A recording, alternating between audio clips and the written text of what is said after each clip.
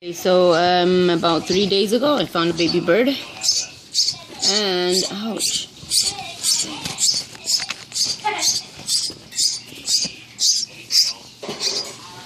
here it is.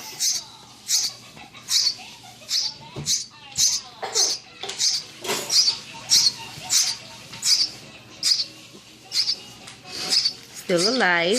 Stop, Jacob. And we're gonna feed him right now.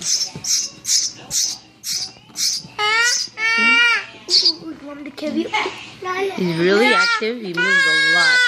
Stop fighting with her. Oh my god. See? You almost made me drop him. And he died. So I've been crushing up cat food and dog food into little bit chunks, and then I feed him like this. He eats from a spoon too, so it's a good thing.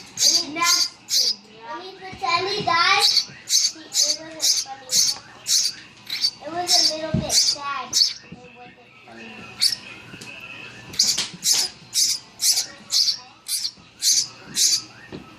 I basically feed him until he gets